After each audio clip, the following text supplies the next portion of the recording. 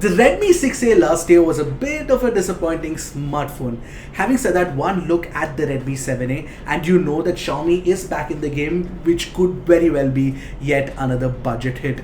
In fact, the Redmi 5A continues to be one of the best selling smartphones for Xiaomi till date. Here we have the Redmi 7A with us and your host and host, Ershad from Mr. Phone. You know what? Let's not waste any more time and get into our hands-on review of the newly launched Redmi 7A and figure out if it's worth your hard-earned 6,000 rupees.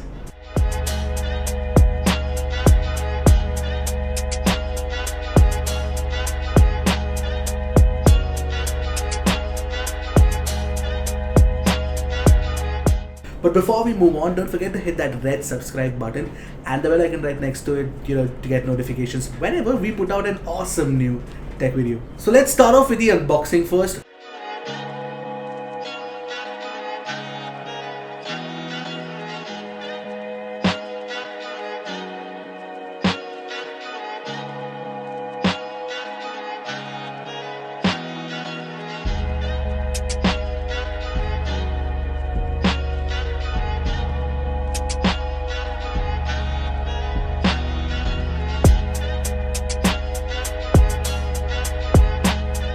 Our matte blue variant of the Redmi 7A looks really nice from the rear. You also get a matte gold and matte black options as well in case you don't like blue.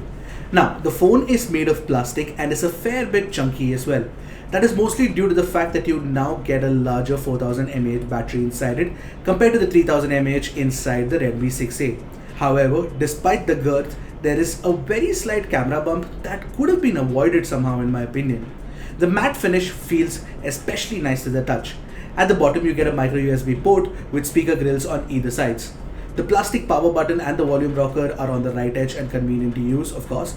And you also get a triple slot with a dedicated slot for a memory card, and the SIM tray has this nice rubber coating which ensures that in case of water damage it doesn't affect the SIM card tray. The 3.5 headphone port is on the top edge. Evidently, to cut costs, Xiaomi has removed the fingerprint scanner, which makes sense.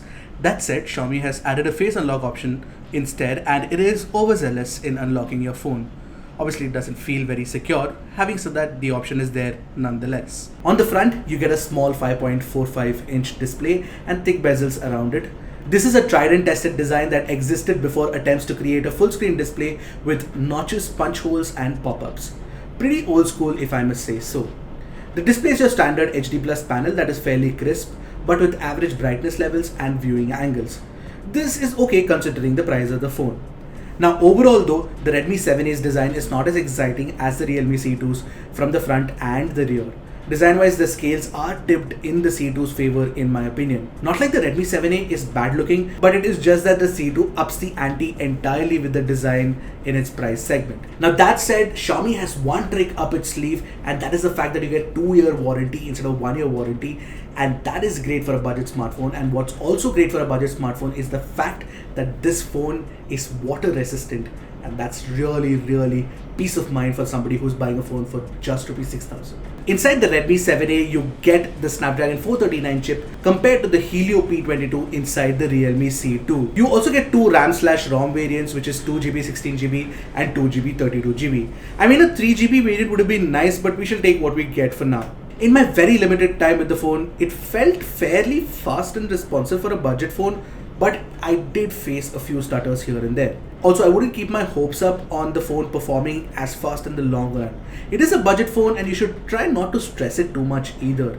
It can play PUBG, but it is not meant for that. Instead, you should play Subway Surfers or something on the phone.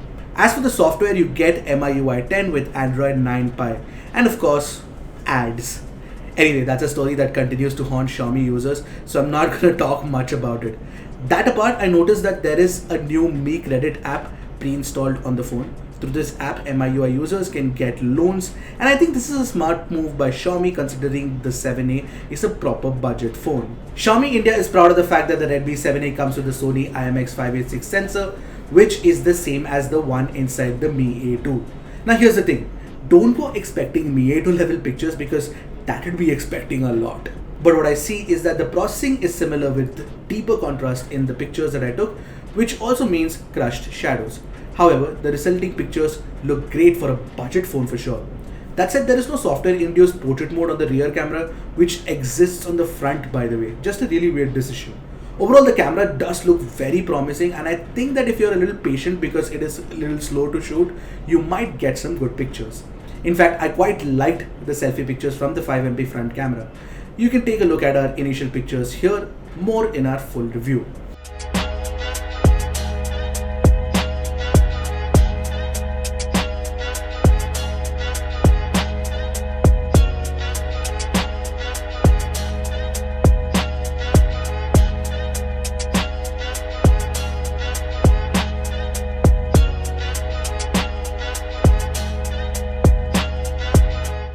So the Redmi 7A definitely is an improvement over its predecessor for sure, but the competition now is so tough, especially with the Realme C2 in the mix. At that price, at the same price of rupees 6,000, you get a great looking phone with a great looking front as well. In fact, we have a full review on it, should come up in a card up here somewhere right about now. Now, if you guys are thinking about buying one of these phones for 6,000 rupees, you have to pick very carefully. As for my closing first thoughts on the Redmi 7A, it's a good phone, no doubt. It's very handy, it's nice to hold in the hand, but the competition is tough, and I say that once again. In case you guys want a full comparison of the Redmi 7A with the Realme C2, do let us know in the comment section below. Until next time, this is Ershad from Mr. Phone signing off. Goodbye and Godspeed, my friends.